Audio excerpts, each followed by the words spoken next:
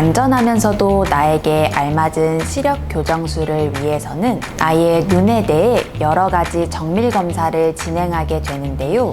하지만 검사 과정 중에서 이 증상이 발견될 경우 레이저 시력 교정술이 불가능하게 됩니다. 이 증상은 유전성 질환이며 현재로서는 명확한 치료 방법이 없는 질환인데요.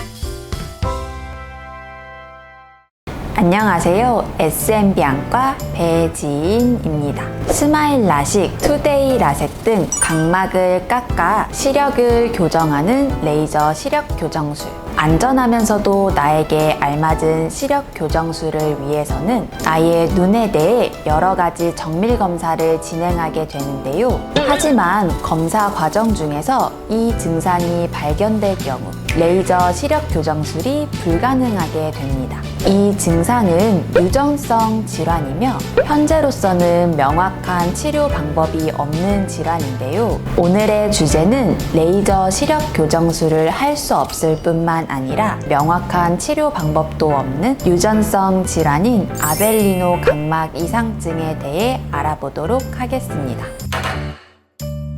아벨리노 각막 이상증이란 투명한 각막 조직에 비정상적으로 단백질이 쌓여 흰 혼탁이 생겨나며 시력이 저하되고 심하게 될 경우 실명에 이르는 유전성 질환입니다. 부모에게 물려받은 한 쌍의 유전자 중 하나의 유전자가 해당 이상증을 보유하고 있을 경우 50%의 확률로 자식에게 유전이 되며 이 경우 보통 10대에서 20대 사이에 증상이 발현되기 시작하며 50대에서 60대에 심각한 시력 저하가 발생합니다. 만약 부모에게 받은 한 쌍의 유전자 모두 아벨리노 각막 이상증 유전자를 보유하고 있을 경우 증상이 3세부터 나타나기 시작해 6세 정도 나이가 되면 실명에 이르게 됩니다.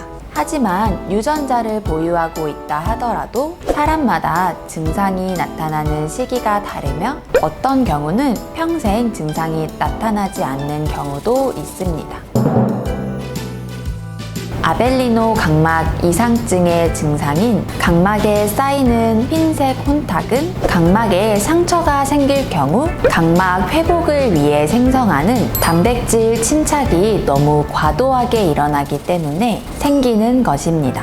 특히나 이 증상이 가장 많이 일어나는 부위는 레이저 시력 교정술 시 가장 많은 각막을 깎는, 즉 수술 시 가장 많은 상처를 내는 각막 실질층 부위에서 많이 일어나게 됩니다. 그렇기 때문에 각막을 깎아 시력을 교정하는 스마일 라식, 투데이 라섹 등 모든 시력 교정술은 아무리 조그맣더라도 각막 실질층에 상처를 내는 수술이기 때문에 아벨리노 각막 이상자가 레이저 시력 교정술을 받게 될 경우 각막 혼탁이 매우 심하게 일어나기 때문에 수술이 불가능한 이유입니다. 수술 이외에도 아벨리노 각막 이상자는 일상생활 중 지속적인 자외선 노출, 잦은 눈 비빔은 각막에 상처를 내기 쉬우므로 일반인들보다 더욱 경계해야 합니다. 이런 이유 때문에 아벨리노 각막 이상증을 보유하고 계신 분들은 레이저 시력 교정술로 교정이 불가능하며 렌즈 삽입술을 통해서만 시력 교정술이 가능하게 됩니다. 아벨리노 각막 이상증은 생각보다 많은 분들이 보유하고 있는 질환인데요. 대략 870명 중 1명꼴로 보유하고 있다고 알려져 있습니다. 세극등 현미경 검사로 질환이 관찰될 경우 아벨리노 DNA 유전자 검사를 진행하여 확실하게 판별할 수 있습니다. 다만 아벨리노 각막 이상증 보유자이면서 증상이 나타나지 않은 20대 초중반의 경우에는 세극등 현미경으로 증상이 관찰되지 않을 수 있으니 만약 부모님 중 한 분이라도 아벨리노 각막 이상증 보유자분이 계신다면 DNA 유전자 검사를 꼭 진행하는 것이 좋습니다. 그렇기에 이런 분들께서는 시력 교정술 목적이 아니더라도 주기적으로 안과에 내원하여 검사해보는 것이 중요하며 특히 저희 SMB 안과는 74가지의 정밀 검사를 통하여 눈의 전반적인 상태를 꼼꼼하게 검사한 후 개개인의 눈 상태를 정확히 진단해 각자에게 알맞은 시력 교정술, 질환 치료를 1:1 맞춤 진료로 꼼꼼히 진행하고 있으며 시력이 불편한 분들에게 선명한 시력을 제공하기 위해 노력하고 있습니다.